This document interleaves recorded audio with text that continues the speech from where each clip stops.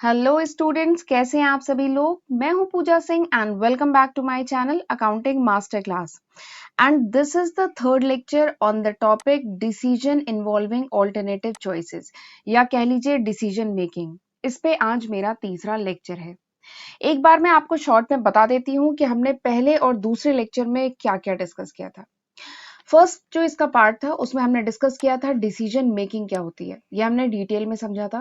फिर decision making में दो कॉस्ट बहुत ही रिलेवेंट होती है, one is relevant cost, other one is differential cost. ठीक है, तो इन दोनों कॉस्ट के बारे में हमने समझा था और इनके फीचर्स देखे थे। फिर उसके बाद हमने डिस्कस किया था कि कंपनी कौन कौन से स्टेप फॉलो करती है when the company has to take decision. जब भी कंपनी को डिसीजन लेना होता है तो कौन कौन से सीक्वेंस ऑफ स्टेप, क्या प्रोसेस फॉलो किया जाता है। और उसके बाद हमने 9 इंपॉर्टेंट डिसीजन देखे थे फर्स्ट पार्ट में, राइट। और सेकंड पार्ट में ये जो 9 इंपॉर्टेंट डिसीजन थे, इनके बारे में डिटेलिंग हमने सेकंड पार्ट में डिस्कस किया था। ठीक है, अगर आपने फर्स्ट और सेकंड पार्ट देख लिया है तो बहुत अच्छी बात है, बट अगर नहीं देखा है तो इस लेक्चर को देखने के बाद फर्स्ट और सेकंड पार्ट जरूर देख लीजिएगा। ठीक है, वहां पे मैंने बेसिक पूरा थ्योरेटिकल पार्ट कवर किया है, राइट। आज के इस लेक्चर में हम दो न्यूमेरिकल करने वाले हैं। ये जो डिसीजन मेकिंग का हमारा टॉपिक चल रहा है, इस पे आज हम दो न्यूमेरिकल करेंगे। ओके, और एक बात और कहनी है कि अगर आप मेरे चैनल पे फर्स्ट टाइम आए हैं, मेरा वीडियो फर्स्ट टाइम देख रहे हैं, तो मैं आपको अपने चैनल के बारे में भी थोड़ा सा बता देती हूँ। मेरे चैनल पर आपको financial accounting, cost accounting, management accounting, financial management, इन सारे ही सब्जेक्ट की सीक्वेंस में लेक्चर वीडियो सीरीज मिलती है।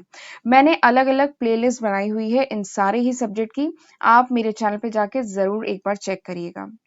जिसको मैंने विद नोट्स एंड न्यूमेरिकल, ये जो लेक्चर्स हैं इनको मैंने नोट्स और न्यूमेरिकल के साथ कंप्लीट किया है। ठीक है, तो इन वीडियोस का फायदा उठाइए, खुद भी पढ़िए और फ्रेंड्स को भी फॉरवर्ड करिए, और मेरे चैनल को भी सब्सक्राइब करिएगा अगर अभी तक आपने नहीं किया है, और नोटिफिकेशन बेल भी प्रेस करिएगा so that you get the notification of my upcoming videos. ठीक, तो फिर चलिए अब हम आज का लेक्चर स्टार्ट करते हैं। पहला क्वेश्चन क्या है, ये देखिए। पहला क्वेश्चन है, a company annually manufacture 10,000 units. एक कंपनी है वो एनुअली हर साल बनाती है 10,000 unit of a product at a cost of ₹4 पर यूनिट। ठीक है, कंपनी 10,000 यूनिट बनाती है, 4 पर यूनिट उसको कॉस्ट पड़ती है। There is a home market for consuming, home market है जहां पे प्रोडक्ट कंज्यूम हो जाते हैं, entire volume of production consume हो जाता है, किस सेलिंग प्राइस पे, 4.25 पे। ठीक, बात समझ में आई। ₹4 में प्रोडक्ट बन रहा है, कॉस्ट प्राइस पड़ रही है, 10,000 प्रोडक्ट मैन्युफैक्चर हो रहे हैं, और 4.25 सेलिंग प्राइस पे ये प्रोडक्ट कंज्यूम हो जा रहे हैं होम मार्केट में। ठीक है, फिर क्या हुआ कि 1997 में there is a fall in the demand in home market. जो होम मार्केट है वहां पे जो डिमांड है प्रोडक्ट की वो फॉल हुई। ठीक है, विच कैन कंज्यूम, अब जो है 10,000 यूनिट कंज्यूम हो पा रही है at the sale price of 3.72। अब 1997 में जब डिमांड फॉल हुई तो अब जो है प्रोडक्ट कंज्यूम हो पा रहे हैं, जो 10,000 यूनिट है वो कंज्यूम हो पा रही है at a selling price of 3.72। ठीक, फिर उसके बाद आपको कुछ कॉस्ट का डेटा बताया गया है। 10,000 यूनिट बनने में जो खर्चा आ रहा है वो आपको बताए गए हैं। मटेरियल जो है, मटेरियल का खर्चा आ रहा है 15,000, wages 11,000, fixed overhead 8,000, variable overhead 6,000। ठीक है, तो आपको ये कुछ कॉस्ट की डिटेल दी गई है। फिर इसके बाद फॉरेन मार्केट इज एक्सप्लोर्ड। फिर 1997 में फॉरेन मार्केट को एक्सप्लोर किया गया और पाया गया कि foreign market can consume 20,000 units of the product. ये जो फॉरेन मार्केट है ये 20,000 यूनिट कंज्यूम कर सकता है, बट अगर ऑफर किया जाए at a sales price of 3.55 unit per unit. ठीक है, अगर 3.55 पर यूनिट पे इसे सेल किया जाए तो फॉरेन मार्केट में 20,000 यूनिट कंज्यूम हो सकती है। ठीक है, और ये भी पाया गया कि 10,000 यूनिट जो एडिशनल बनाई जा रही है ओवर द इनिशियल 10,000 यूनिट। ठीक है, ये बात ध्यान से समझिएगा। इनिशियल 10,000 यूनिट बनाने के ऊपर अगर 10,000 यूनिट बनाई जा रही है, मतलब 10,000 एक्स्ट्रा यूनिट बनाई जा रही है, तो जो फिक्स्ड ओवरहेड है that is increase by 10%। Fixed overhead 10% से इंक्रीज हो जा रहा है। ठीक, तो आपको बताना है, is it worthwhile to capture the foreign market. क्या कंपनी के लिए एडवाइजेबल है कि कंपनी फॉरेन मार्केट में भी अपना प्रोडक्ट सेल करे, होम मार्केट के साथ फॉरेन मार्केट में भी प्रोडक्ट सेल करे, ये एडवाइजेबल है कि नहीं है, ये आपको डिसीजन कंपनी को लेने में हेल्प करनी है। ठीक है, दिस इज द क्वेश्चन, ये पूरा क्वेश्चन है। समझ में आया क्वेश्चन? एक बार वीडियो पॉज करके इस क्वेश्चन को खुद से भी रीड करिए, उसके बाद क्वेश्चन करिएगा, ठीक है? अच्छा, अब ये जो डिसीजन मेकिंग के जो क्वेश्चंस होते हैं ना, इनका लॉजिक, एक ही लॉजिक यूज होता है सारे क्वेश्चन में। क्या लॉजिक होता है? सारे क्वेश्चन में हम एक ही लॉजिक ये यूज करते हैं कि क्वेश्चन में जितने भी ऑल्टरनेटिव दिए जाएं, ठीक है? ऑल्टरनेटिव मतलब कि जितने भी ऑप्शन दिए जाएं, जितने भी रास्ते हैं कंपनी के पास, ठीक है, उन सारे ही ऑल्टरनेटिव को हमें कंपेयर करना है, और जिस ऑल्टरनेटिव में क्या हो, जिस ऑल्टरनेटिव में ज्यादा प्रॉफिट हो, जिस ऑल्टरनेटिव में कंपनी को मैक्सिमम बेनिफिट हो, वो ऑल्टरनेटिव कंपनी चूज करती है। This is the basic logic जो हर क्वेश्चन में हम यूज करेंगे। डिसीजन इसी के बेसिस पे लिया जाता है। जितने ऑल्टरनेटिव कंपनी के सामने हैं उनको कंपेयर करो और फिर फाइंड आउट करो कि कंपनी को मैक्सिमम बेनिफिट, मैक्सिमम प्रॉफिट किस ऑल्टरनेटिव में हो रहा है, वो ऑल्टरनेटिव कंपनी चूज करती है। ये बेसिक लॉजिक है जो हर जगह यूज किया जाएगा, ठीक है? तो यानी हमारा मेन टारगेट क्या है इस क्वेश्चन में? हमारा मेन टारगेट है इस क्वेश्चन में क्या फाइंड आउट करना? प्रॉफिट, ठीक है? गिवन इंफॉर्मेशन, जो भी इंफॉर्मेशन क्वेश्चन में दी गई है उस इंफॉर्मेशन को यूज करते हुए हमारा टारगेट है प्रॉफिट को फाइंड आउट करना और उसके बेसिस पे डिसीजन लेना, ठीक है? और प्रॉफिट किस में? ऑल्टरनेटिव्स में प्रॉफिट फाइंड आउट करना। पहला ऑल्टरनेटिव कंपनी के सामने क्या है कि 1996 में जब कंपनी केवल होम मार्केट में 10,000 यूनिट सेल कर रही थी, दिस इज ऑल्टरनेटिव वन। ये कंपनी के सामने पहला रास्ता है, ठीक है? पहला रास्ता क्या, यही चल रहा था 1996 तक, ठीक है? फिर उसके बाद 1997 में कंपनी ने फॉरेन मार्केट को एक्सप्लोर किया, ठीक है? तो 1997 में जो हुआ वो सेकंड ऑप्शन है, ठीक है? 1997 में कंपनी ने 10,000 यूनिट होम मार्केट में सेल कर रही है और 20,000 यूनिट फॉरेन मार्केट में सेल करने का सोच रही है, ठीक है? टोटल 30,000 यूनिट 1997 में कंपनी सेल करने का सोच रही है। तो आपको बताना है कि alternative one is more profitable to the company या ऑल्टरनेटिव टू, कौन सा ज्यादा प्रॉफिटेबल है, ठीक है? क्वेश्चन समझ में आया? यानी टारगेट क्या है? टारगेट है प्रॉफिट को फाइंड आउट करना ऑल्टरनेटिव वन और ऑल्टरनेटिव टू में, ठीक? चलिए अब हम क्वेश्चन करना शुरू करते हैं। अच्छा, आप यहाँ पे देख रहे होंगे कुछ टेबल फॉर्म में बना हुआ है, एक पर्टिकुलर्स का कॉलम है, फिर यहाँ पे लिखा है ईयर 1996, होम मार्केट 10,000, फिर ये लिखा हुआ है, ठीक है? तो सबसे पहले मैं एक बात बता देती हूँ, this is not any format. ये कोई जो बना हुआ है बॉक्स के फॉर्म में, ये ऐसा कोई फॉर्मेट नहीं है, ठीक है? डिसीजन मेकिंग में कोई जरूरी नहीं है कि आप इस तरीके से लाइन खींच के ऐसे बॉक्स के फॉर्म में बनाएं, ठीक है? लेकिन इट इज एडवाइजेबल, लेकिन आपको ऐसे बनाना चाहिए और जरूरी है, ठीक है? अगर आप क्वेश्चन इस तरीके से टेबल के फॉर्म में, ठीक है, एक कॉलम बनाएंगे पर्टिकुलर्स का और जितने भी ऑल्टरनेटिव आपके पास हैं क्वेश्चन में, जितने भी ऑल्टरनेटिव क्वेश्चन में दिए गए हैं उनके लिए आप सेपरेट ऐसे करके कॉलम बनाएंगे। इस तरीके से अगर आप क्वेश्चन को सॉल्व करते हैं ना, तो आप ज्यादा अच्छे से सिस्टमैटिक वे में जितने भी इंफॉर्मेशन क्वेश्चन में दी गई है आप उनको अच्छे से प्रेजेंट कर पाएंगे। देखिए कितने अच्छे से मटेरियल, वेजेस, सारी इंफॉर्मेशन प्रेजेंट की गई है। आप सारी इंफॉर्मेशन को अच्छे से प्रेजेंट कर पाएंगे और सॉल्यूशन तक सिस्टमैटिक वे में पहुंच पाएंगे। तो क्वेश्चन हमेशा याद रखिए ऐसे टेबुलर फॉर्म में अपनी इंफॉर्मेशन प्रेजेंट करेंगे। क्वेश्चन हमेशा ऐसे टेबुलर फॉर्म में प्रेजेंट करके सॉल्व करेंगे, ठीक है? बट ऐसा कोई हार्ड एंड फास्ट रूल नहीं है। आप चाहे लैंग्वेज के फॉर्म में, मतलब आप दूसरे तरीके से भी कर सकते हैं, बट ऐसे करना ज्यादा अच्छा रहता है, ठीक? तो आप ऊपर क्या लिखेंगे? आप ऊपर लिखेंगे स्टेटमेंट, मेरी पेन कहाँ गई? हाँ, सबसे पहले आप ऊपर लिखेंगे statement showing the advisability of selling good in the foreign market. यानी ये एक स्टेटमेंट है जिससे हम ये शो करेंगे कि whether it is advisable to sell the goods in foreign market और नॉट। ये एक स्टेटमेंट है, इससे ये पता चल रहा है कि फॉरेन मार्केट में गुड बेचना एडवाइजेबल है कि नहीं है, ठीक? तो अभी मैंने बताया था हमारा टारगेट क्या है, हमारा टारगेट है प्रॉफिट फाइंड आउट करना, ठीक है? अब जरा क्वेश्चन देख के बताइए आपको इन्फॉर्मेशन किस टाइप की दी गई है। तो आप देखेंगे आपको इन्फॉर्मेशन दी गई है मटेरियल, ये देखिए ये सारी इन्फॉर्मेशन है, सारी इन्फॉर्मेशन कॉस्ट से रिलेटेड है, ठीक है? सारी इन्फॉर्मेशन कॉस्ट से रिलेटेड है, material cost, wages cost, fixed overhead, variable overhead, तो सारी कॉस्ट से रिलेटेड इन्फॉर्मेशन है। फिर आपको क्वेश्चन में सेल्स भी तो दी गई है, पर यूनिट सेल्स दी गई है कि प्रोडक्ट की सेलिंग प्राइस पर यूनिट कितने पे बेचा जाएगा, तो आपको सेल्स से रिलेटेड इन्फॉर्मेशन दी गई है। तो हमारा टारगेट क्या है? प्रॉफिट फाइंड आउट करना। तो हम जानते हैं सेल्स में से कॉस्ट को माइनस करें, ठीक है? या कह लीजिए दोनों का जो डिफरेंस होता है कॉस्ट और सेल्स का, वो क्या होता है? प्रॉफिट या लॉस, ठीक है, तो हम इसी बेसिक लॉजिक को यूज करेंगे।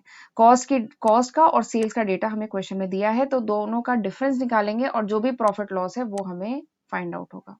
तो इस लॉजिक को यूज करते हुए हमें क्वेश्चन सॉल्व करना है। ठीक, क्योंकि क्यों ये लॉजिक यूज कर रहे हैं, क्योंकि यहाँ पे केवल कॉस्ट से रिलेटेड इंफॉर्मेशन हमें क्वेश्चन में दी गई है, इसलिए हम ये लॉजिक यूज कर रहे हैं। ठीक, चलिए करना शुरू करते हैं। सबसे पहले लेते हैं ऑल्टरनेटिव वन क्या है। जब 1996 में कंपनी होम मार्केट में 10,000 यूनिट सेल कर रही थी। ठीक, दिस इज ऑल्टरनेटिव वन।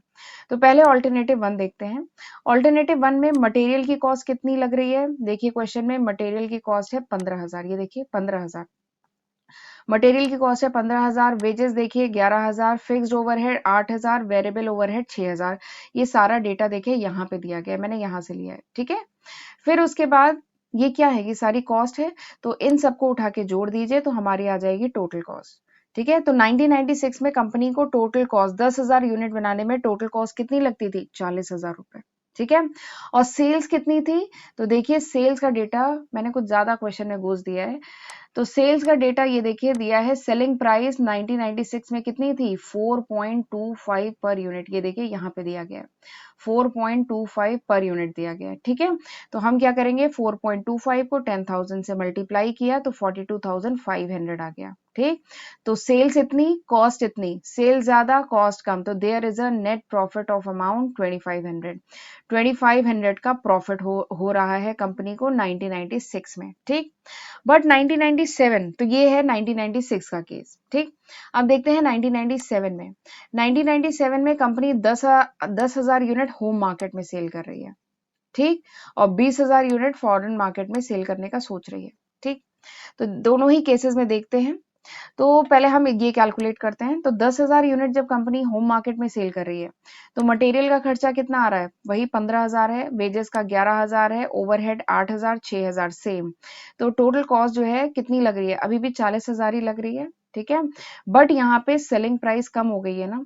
देखिए ये दिया है कि 1997 में कंपनी जो होम मार्केट में सेल कर रही है प्रोडक्ट, उसकी सेलिंग प्राइस कितनी हो जा रही है, 3.72, क्योंकि डिमांड कम हो गई है। तो 3.72 को 10,000 से आप क्या करेंगे, मल्टीप्लाई, तो आ जाएगा 37,200। ठीक है, 10,000 से मल्टीप्लाई किया है, तो नेट में क्या आया, देखिए यहाँ पे क्या है, कॉस्ट ज्यादा सेल्स कम, तो क्या हुआ, देयर इज अ लॉस। 1997 में कंपनी को लॉस हो रहा है कितने का, 2800 का। ठीक, अब इसीलिए कंपनी ने सोचा कि हम 20,000 यूनिट, कंपनी को ऑफर मिला कि 20,000 यूनिट फॉरेन मार्केट में सेल करें। तो चलिए ये देखते हैं 20,000 यूनिट जब कंपनी ने फॉरेन मार्केट में सेल किया। ठीक, तो मटेरियल का खर्चा कितना आएगा, 10,000 यूनिट बनाने में मटेरियल का खर्चा अगर 15,000 है, तो 20,000 यूनिट बनाने में कितना होगा, डबल हो जाएगा ना, तो 30,000। वेजेस का खर्चा 22,000। ठीक है, फिक्स्ड ओवरहेड, अभी फिक्स्ड ओवरहेड का थोड़ा सा ध्यान रखना है।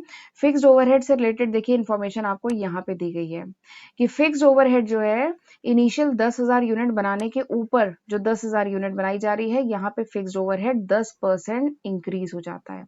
ठीक, तो यहाँ पर जो एक्स्ट्रा 20,000 यूनिट बनाई जा रही है, तो इसमें जो फिक्स्ड ओवरहेड है, ठीक है, जो फिक्स्ड, मेरी पेन फिर कहाँ, हाँ, जो फिक्स्ड ओवरहेड है वो कितना हो जाएगा, वो फिक्स्ड ओवरहेड 20% इंक्रीज हो जाएगा। ठीक है, तो 8,000 का निकालेंगे 20%, क्योंकि हर 10,000 यूनिट पे 10% इंक्रीज हो रहा है ना, तो 20,000 यूनिट पे कितना होगा, 20%। ठीक है, तो 8,000 का हमने 20% निकाला, 1,600।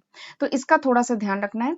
वेरिएबल ओवरहेड डबल कर देंगे, 6,000 था 10,000 के लिए, तो 20,000 के लिए 12,000। ठीक, अब इन सबको सम करेंगे तो आएगा हमारा टोटल कॉस्ट। तो 20,000 यूनिट जब कंपनी फॉरेन मार्केट में सेल करने का सोच रही है, तो टोटल कॉस्ट पड़ रही है 65,600। ठीक है, अब जरा सेल्स देख लेते हैं।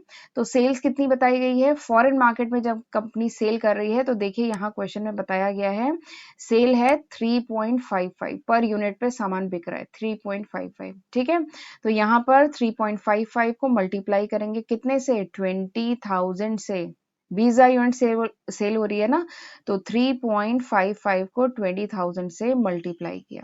ठीक, तो आ गया 71,000। तो सेल कितनी है, 71,000, कॉस्ट कितनी है, 65,500।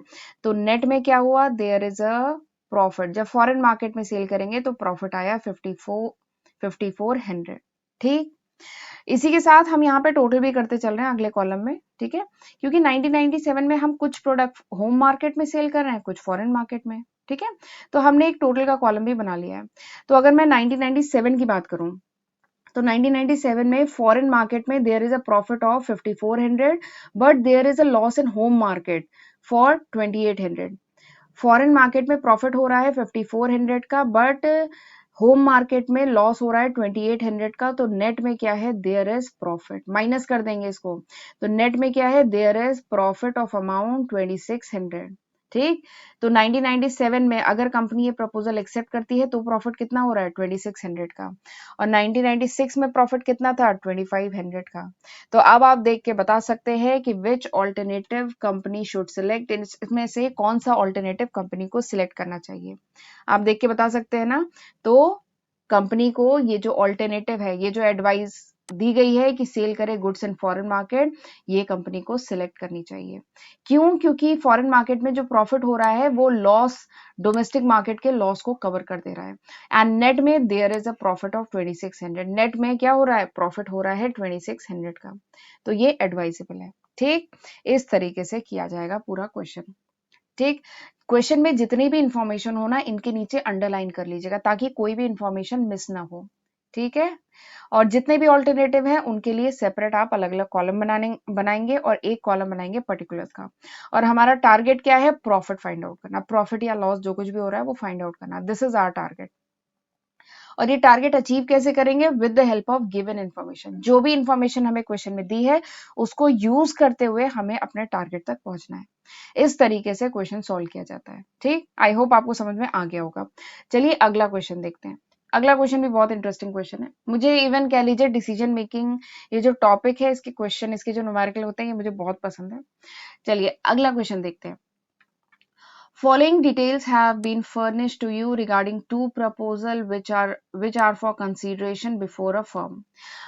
एक कंपनी है, ठीक है, उसके सामने दो प्रपोजल है, आपको कंसीडर करना है कि which proposal is profitable for the company, company के लिए दोनों प्रपोजल में से क्या अच्छा है, या कंपनी जो अभी एग्जिस्टिंग पॉलिसी जो कंपनी की चल रही है वही फॉलो करे, कि कंपनी के सामने दो प्रपोजल है उनको एक्सेप्ट करे, ठीक है। तो पहला प्रपोजल कंपनी के सामने क्या है, इस प्रपोजल का नाम है ए। पहला प्रपोजल क्या है, improvement in the quality of the product, company अगर अपनी क्वालिटी में इंप्रूव करे, प्रोडक्ट की क्वालिटी में इंप्रूव करे, तो कंपनी सेल जो है 5000 यूनिट की सेल बढ़ा सकती है, ठीक है।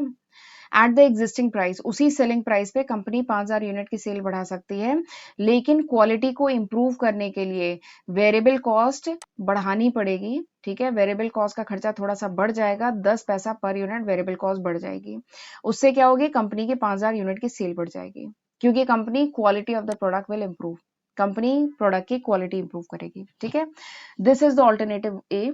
ऑल्टरनेटिव बी क्या है, कि कंपनी अगर अपनी सेलिंग प्राइस को रिड्यूस कर दे 12 पैसा पर यूनिट, ठीक है, अगर कंपनी 12 पैसा पर यूनिट अपनी सेलिंग प्राइस रिड्यूस कर दे तो भी कंपनी की 5000 यूनिट सेल बढ़ जाएगी।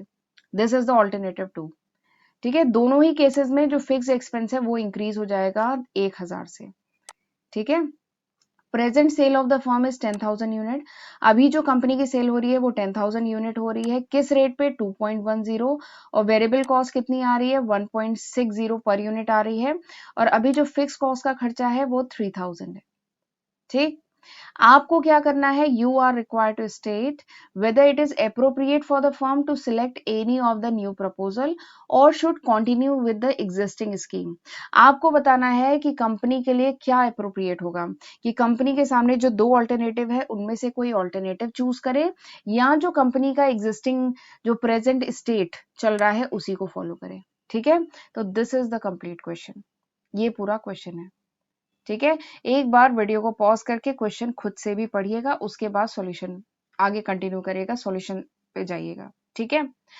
तो यहाँ पे देखिए दो ऑल्टरनेटिव क्या है, एक ऑल्टरनेटिव में कह रहा है कि आप क्वालिटी ऑफ प्रोडक्ट अगर इंप्रूव कर देंगे तो 5000 यूनिट सेल बढ़ जाएगी, बट क्वालिटी इंप्रूव करने में वेरिएबल कॉस्ट बढ़ जाएगी 10 पैसा पर यूनिट। दूसरा ऑल्टरनेटिव क्या कह रहा है कि अगर हम सेलिंग प्राइस रिड्यूस कर दें 12 पैसा पर यूनिट तो 5000 यूनिट सेल बढ़ जाएगी, ठीक है। दूसरा ऑल्टरनेटिव है।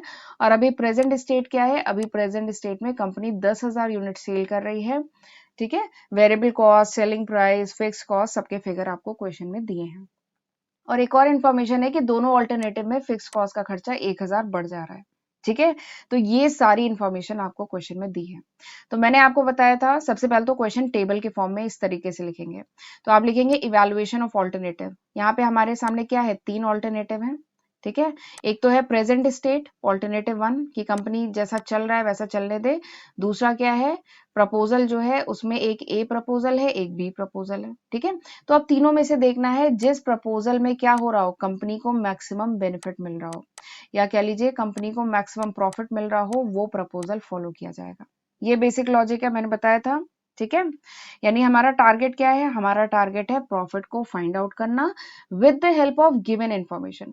जो भी इंफॉर्मेशन आपको क्वेश्चन में दी है उसकी मदद से प्रॉफिट फाइंड आउट करना। ठीक, तो अब देखिए आपको क्वेश्चन में इंफॉर्मेशन क्या क्या दी गई है, एक बार हम लोग देख लेते हैं। क्वेश्चन में आपको दिया गया है सेलिंग प्राइस, और क्या दिया गया है, आपको वेरिएबल कॉस्ट दी गई है, और क्या दिया गया है क्वेश्चन में, और आपको दी गई है फिक्स कॉस्ट दी गई है क्वेश्चन में, और क्या दिया गया है, और आपको बताया गया है सेल्स, नंबर ऑफ यूनिट कितनी सेल हो रही है ये बताया गया है। ठीक, तो ये सारी इंफॉर्मेशन आपको क्वेश्चन में बताई गई है।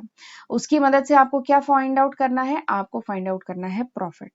ठीक, तो ये जो इंफॉर्मेशन दी गई है इसको जरा ध्यान से देखिए, ये सारे टर्म्स कहाँ हमने यूज किए हैं, selling price, variable cost, fix cost, और हमें प्रॉफिट फाइंड आउट करना है। तो आपको एक टर्म याद आ रहा है, हमने जब सीवीपी एनालिसिस, जब मैंने आपको सीवीपी एनालिसिस पढ़ाया था, ब्रेक इवन एनालिसिस पढ़ाया था, इस पे मेरी सेपरेट वीडियो है, आप मैनेजमेंट अकाउंटिंग की जो प्लेलिस्ट है वहां जाके देख सकते हैं। तो मैंने जब आपको CVP analysis, break even analysis पढ़ाया था, तो मैंने आपको एक टर्म बताया था, बहुत ही यूजफुल टर्म है, जो बहुत यूज होता है डिसीजन मेकिंग में और मार्जिनल कॉस्टिंग में, दैट इज कंट्रीब्यूशन। ठीक है, तो यहाँ पर हम अपनी जो प्रॉब्लम है, जो प्रॉफिट है, उसको फाइंड आउट करेंगे with the help of this term contribution. क्यों, क्योंकि कंट्रीब्यूशन के 2 फॉर्मूले हैं जो बड़े यूजफुल हैं और वो यहाँ पे यूज होंगे, क्योंकि हमें इंफॉर्मेशन ही उसी टाइप की दी गई है। कंट्रीब्यूशन का पहला फॉर्मूला क्या है, contribution is selling price minus variable cost. याद आ रहा है, कंट्रीब्यूशन क्या होता है, contribution is selling price minus variable cost. और कंट्रीब्यूशन का दूसरा फॉर्मूला क्या है, contribution is fix cost plus profit. ये 2 फॉर्मूले पढ़े थे ना कंट्रीब्यूशन के हमने, तो देखिए इस जरा इन दोनों फॉर्मूले को आप देखिए, सेलिंग प्राइस दी है, वेरिएबल कॉस्ट दी है, फिक्स कॉस्ट दी है, प्रॉफिट फाइंड आउट करना है ना। ठीक है, तो हमारा पर्पस देखिए यहां से सॉल्व हो जाएगा। तो हम इसी लॉजिक को यूज करेंगे, हम कंट्रीब्यूशन को यूज करेंगे इस क्वेश्चन को सॉल्व करने के में। ठीक है, क्योंकि हमारा टारगेट क्या है, प्रॉफिट तक पहुंचना, प्रॉफिट या लॉस जो कुछ भी हो रहा है वहां तक पहुंचना, और उसके लिए जो इन्फॉर्मेशन दी है वो सारी इस फॉर्मूले में है। इन्फॉर्मेशन है selling price, variable cost, fix cost. ठीक है, तो ये सारी इन्फॉर्मेशन तो हमें क्वेश्चन में दी है, तो हम इस लॉजिक को यूज करेंगे, कंट्रीब्यूशन को यूज करेंगे अपने टारगेट तक पहुंचने के लिए। ठीक, और फिर प्रॉफिट के बेसिस पे डिसीजन लेंगे। तो चलिए करना शुरू करते हैं क्वेश्चन। मैंने आपको लॉजिक बता दिया कैसे करेंगे। तो सबसे पहले लेंगे प्रेजेंट केस। तो प्रेजेंट केस में बताइए इस समय एक्सपेक्टेड सेल क्या हो रही है, प्रेजेंट केस में एक्सपेक्टेड सेल हो रही है 10,000 यूनिट, ये देखिए यहाँ पर दिया है क्वेश्चन में, आपको दिख रहा है, बताया गया है 10,000 यूनिट अभी प्रेजेंट सेल हो रही है। ठीक है, सेलिंग प्राइस क्या है, सेलिंग प्राइस है 2.10 और वेरिएबल कॉस्ट क्या है 1.60। ठीक है, तो देखिए अगला क्या है, सेलिंग प्राइस है 2.10, वेरिएबल कॉस्ट है 1.60। तो हमने पढ़ा था अभी, कंट्रीब्यूशन का फॉर्मूला बताया, contribution is selling price minus variable cost. तो सेलिंग प्राइस में से वेरिएबल कॉस्ट माइनस करिए, यू विल गेट कंट्रीब्यूशन। तो कंट्रीब्यूशन आ गया, कंट्रीब्यूशन पर यूनिट आ गया 0.50। तो टोटल कंट्रीब्यूशन की अगर मैं बात करूं तो टोटल कंट्रीब्यूशन कितना आ जाएगा, इसको मल्टीप्लाई करेंगे 10,000 से, तो टोटल कंट्रीब्यूशन आ जाएगा 5,000। ठीक है, कंट्रीब्यूशन आ गया 5,000। फिक्स कॉस्ट बताइए कितनी दी गई है क्वेश्चन में, फिक्स कॉस्ट है 3,000 क्वेश्चन में दी गई है। तो अब जरा ये जो सेकंड फॉर्मूला मैंने कंट्रीब्यूशन का आपको बताया था, contribution is fix cost plus profit. तो प्रॉफिट फाइंड आउट करना है तो कंट्रीब्यूशन माइनस फिक्स कॉस्ट करेंगे तो हमारा आ जाएगा प्रॉफिट। ठीक है, तो यानी समझ में आ गया, प्रेजेंट केस में there is a profit of 2,000, present case में 2,000 का प्रॉफिट हो रहा है। ठीक, चलिए अब ऑल्टरनेटिव ए देखते हैं, पहला ऑप्शन जो कंपनी के पास है। तो ऑप्शन ए में कंपनी की 5,000 सेल बढ़ रही है। ठीक है, तो पहले सेल थी 10,000, अब 5,000 बढ़ रही है यानी 15,000 सेल, तो 15,000 सेल हुई। वेरिएबल कॉस्ट तो सेम है। ठीक है, वेरिएबल कॉस्ट सेम है क्या, ऑल्टरनेटिव ए में देखिए वेरिएबल कॉस्ट नहीं, there is a change in variable cost, variable cost increase हो रही है ना 10 पैसे से। ठीक है, वेरिएबल कॉस्ट इंक्रीज हो रही है। तो देखिए सेलिंग प्राइस फिक्स है। ठीक है। ऑल्टरनेटिव, मेरी पेन कहाँ गई, एक सेकेंड। हाँ, मिल गई मेरी पेन। तो ऑल्टरनेटिव ए में क्या हो रही है, ऑल्टरनेटिव ए में सेलिंग प्राइस तो सेम है 2.10। देखिए ए ऑप्शन में सेलिंग प्राइस सेम है, लेकिन वेरिएबल कॉस्ट 10 पैसा बढ़ जा रही है, यानी वेरिएबल कॉस्ट क्या हो जाएगी 1.70, 10 पैसा बढ़ गया। तो सेलिंग प्राइस में से वेरिएबल कॉस्ट माइनस करिए, आ गया कॉन्ट्रीब्यूशन। ठीक है, अब ये तो पर यूनिट कॉन्ट्रीब्यूशन है, टोटल कॉन्ट्रीब्यूशन के लिए क्या करेंगे, 0.40 को किससे मल्टीप्लाई करेंगे, 15,000 से। किससे मल्टीप्लाई करेंगे, नंबर ऑफ यूनिट से। 15,000 से मल्टीप्लाई किया, आंसर आ गया 6,000। ठीक है, और बताया गया है कि फिक्स कॉस्ट कितने से इंक्रीज हो गई है, 1,000 रुपए से इंक्रीज हो गई है। तो पहले थी 3,000, अब कितनी हो गई 4,000। ठीक, तो कंट्रीब्यूशन में से फिक्स कॉस्ट माइनस करेंगे तो आ जाएगा ना प्रॉफिट। तो ऑल्टरनेटिव ए में there is a profit of 2,000। ठीक, फिर उसके बाद ऑल्टरनेटिव बी भी जरा इवेलुएट कर लेते हैं। इसमें सेल कितनी हो रही है, 5,000 इंक्रीज हो रही है, यानी 15,000 की सेल है। और फिर बताया गया है कि ऑल्टरनेटिव बी में हम सेलिंग प्राइस को 12 पैसे से रिड्यूस कर रहे हैं। ठीक है, तो 2.10 में से 12 पैसा माइनस करिए 0.10, तो सेलिंग प्राइस कितनी आ गई 1.98। ठीक, वेरिएबल कॉस्ट तो सेम है 1.60, तो सेलिंग प्राइस में से वेरिएबल कॉस्ट माइनस किया तो हमारा आ गया कंट्रीब्यूशन पर यूनिट 0.38। तो ये तो पर यूनिट है, अब इसको क्या करेंगे 15,000 से मल्टीप्लाई करेंगे। ठीक है, 15,000 से मल्टीप्लाई किया तो टोटल कंट्रीब्यूशन आ गया। ठीक, टोटल कंट्रीब्यूशन में अब हम फिक्स कॉस्ट माइनस करेंगे तो हमारा आ जाएगा प्रॉफिट। तो आ गया हमारा प्रॉफिट कितना 1700। तो ये है तीनों केसेस में प्रॉफिट। जो अभी प्रेजेंट सिचुएशन है उसमें प्रॉफिट कितना हो रहा है 2,000। ऑल्टरनेटिव ए फॉलो किया तो प्रॉफिट कितना होगा सेम 2,000। ऑल्टरनेटिव बी में प्रॉफिट कितना हो रहा है 1,700। तो अब बताइए which option is favourable to the company, कौन सा ऑप्शन कंपनी के लिए फेवरेबल है, कंपनी के लिए एडवाइजेबल है। तो आप देखेंगे यहाँ पे क्या है, जो प्रेजेंट सिचुएशन है जिसको स्टेटस क्यू कहते हैं, प्रेजेंट सिचुएशन है वो एडवाइजेबल है कि कंपनी को जो एग्जिस्टिंग जो पॉलिसी कंपनी फॉलो कर रही है वही फॉलो करना चाहिए, ये कंपनी को एडवाइस किया जा रहा है। बट अगर कंपनी को चेंज करना पड़े तो कंपनी प्रपोजल ए फॉलो कर सकती है, बट प्रपोजल बी तो एकदम भी एडवाइजेबल नहीं है क्योंकि यहाँ पे प्रॉफिट कम हो रहा है। ठीक है, तो इस तरीके से लिया जाता है डिसीजन इस टाइप के केसेस में जहां पे कंपनी हैव डिफरेंट ऑल्टरनेटिव, जहां पे कंपनी के सामने डिफरेंट चॉइसेस हो। ठीक है, आई होप आपको ये क्वेश्चन और जो मैंने पिछला क्वेश्चन कराया दोनों अच्छे से समझ में आ गए होंगे। So this was all about this lecture, thank you. तो चलिए मिलते हैं अगले लेक्चर में, तब तक अपना ध्यान रखिएगा, God bless you, see you in next lecture.